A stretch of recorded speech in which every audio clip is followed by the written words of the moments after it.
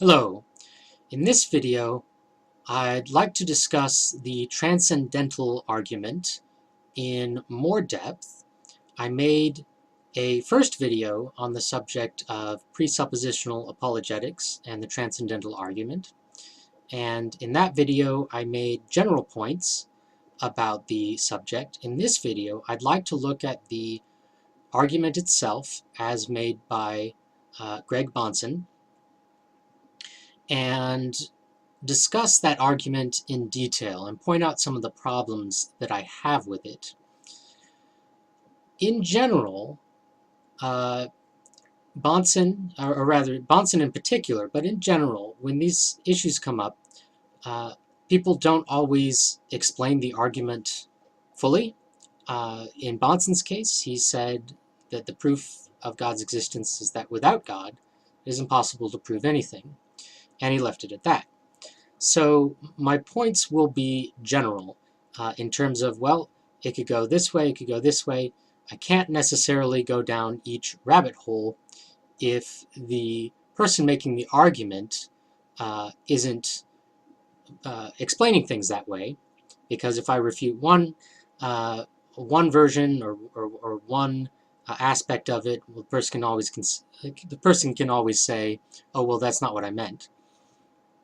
So I want to talk about general problems with the argument. Now, there are people who go into more depth, and that would require more depth. In this video, I want to keep it succinct and point out particular details that I have an issue with.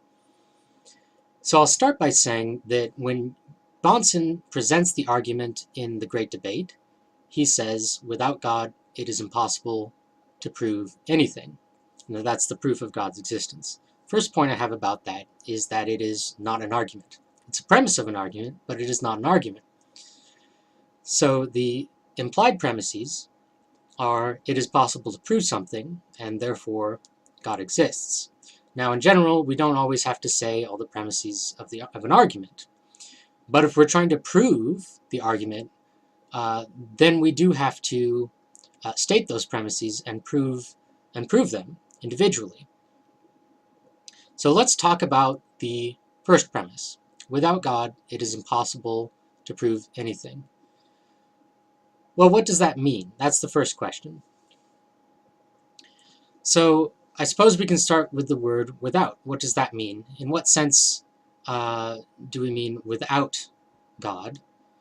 And then in what sense is God referred to there? Without, I could see without belief in the existence or without belief in God, or without knowledge of God. In general, I would say for a theoretical argument, I would expect it to be theoretical knowledge. And for practical knowledge, I might expect it to refer more to belief, if it's a practical matter. Now, in terms of God, in what sense does the apologist, does the argument mean without God? Well, again, it could mean without the concept of God, or without the existence of God. Now, I think that if you analyze the argument in depth in terms of what it has to mean in order to make sense, I think that in the first premise, it's used to refer to the concept of God, and then in the conclusion, it refers to the existence of God. And the reason I say that is because I do agree that the concept of God is, in some sense, essential for knowledge. There are certain concepts that are essential to think at all. For example, I have to conceive of myself as a thinking subject in order to think. I think. And so I think in the same way, I conceive of thought in general, which I understand to be the general concept or the theoretical concept of God. I conceive of thought in general, and that thought is, you might say, a conceptual foundation. It's a foundation. It's fundamental to thinking. But that does not prove the existence of God, and the attempt to prove the existence of God from the concept is the ontological argument. So in that sense, if that is what the argument means, then it's not a distinct argument, it's a different version of the ontological argument. Now, there are other forms that are more like the cosmological argument. For example, I've heard forms of the Transcendental argument that say that, well, laws of logic exist. They're a thing that exists, and their existence has to be caused by an absolute or transcendent mind. And that is basically the cosmological argument. There's a thing. In the cosmological argument, it's not the laws of logic, it's the world. But there's a thing that exists, and it must be caused by something that is uncaused. So that would be the cosmological argument. So the next part, so without God, it is impossible. That word, impossible, could be taken with reference to the subject or with reference to the object. Now, I believe that God created the world. So if God doesn't exist, then neither does the world. And so objectively speaking, the world does exist because God created it. And if it didn't exist, it would be impossible objectively to prove anything. But that does not necessarily prove, I mean, that's true, but that does not necessarily prove the existence of God to me unless it has first been proved that the world is created by God.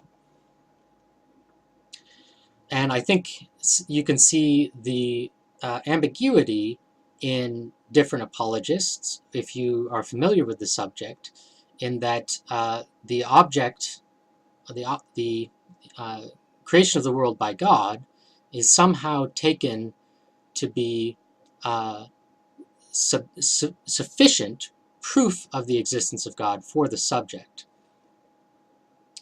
Well, again, that has to be, you have to prove. You have to prove that, I mean, it's objectively true, but to prove the existence of God by that argument, you have to prove that to the individual.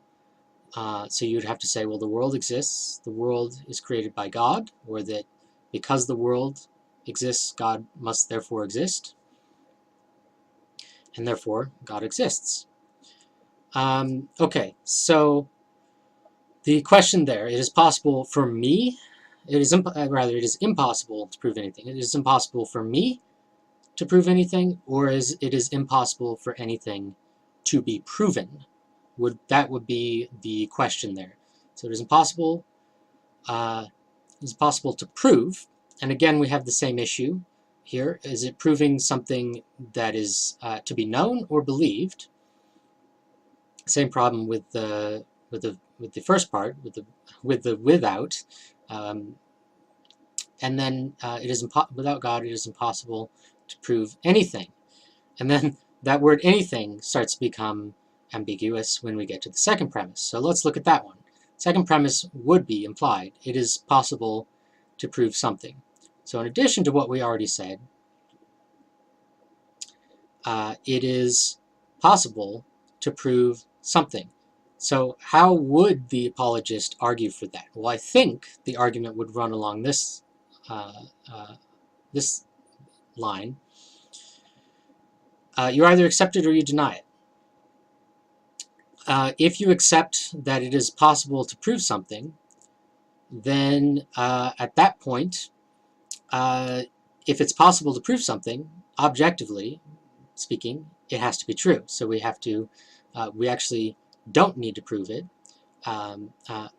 any further. If it's possible to prove something, then it must be true and has therefore been proven. If you deny it, then it is impossible to prove what you're saying. So again, you have this issue of what is your position,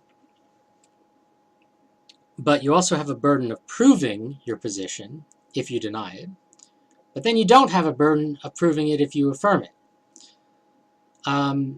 So there's a lot to think about there, but I see these kinds of ambiguities really throughout the entire argument.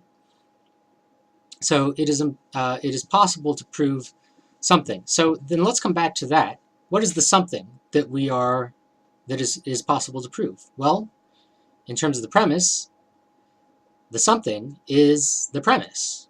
It's being applied to itself. It is possible to prove that it is possible to prove something. Well, that just creates an infinite regress. It is possible to prove that it is possible to prove that it is possible to prove. Goes on forever. It's meaningless. Of course, if it is possible to prove something other than the premise itself, then you would have to prove it. And that can be done multiple ways. But my point about if the statement is applied to itself, it is possible to prove that it is possible to prove, it's a meaningless statement and is therefore false. It's like saying this statement is false. Well, it's a false statement. Not because it has meaning, but is false. It just doesn't have any meaning. So if it is possible to prove something else other than the statement itself, then how would you do that? Well, you would have to actually prove it. Say, okay, it's possible to prove this because I actually did prove it. Or you'd have to go to epistemological foundations. Now, there may be different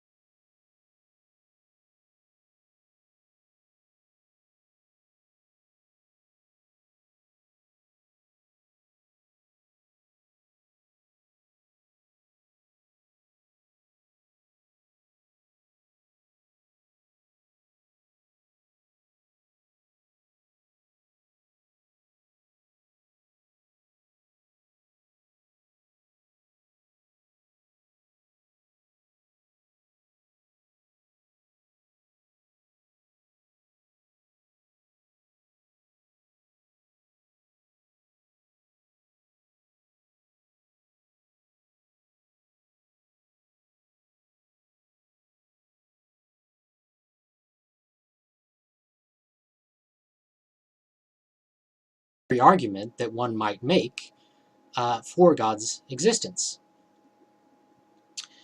So that is the general point I wanted to make about that last premise.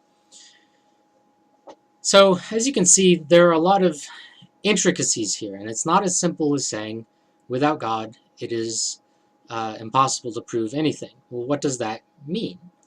And the burden of proof requires that the person making the argument explain what they mean and demonstrate the individual premises and not equivocate when they go from one premise to the next. All the terms have to have the same meaning in each premise. Okay, and I think I'll leave it at that. So again, these are just very general concerns I have about the argument. If anybody does want to go into depth, I don't mind looking at their arguments and considering what they have to say, but there are just so many problems there that I think the burden has to be, again, put on the apologist who wants to make this argument to show what do you mean and how do you demonstrate those premises.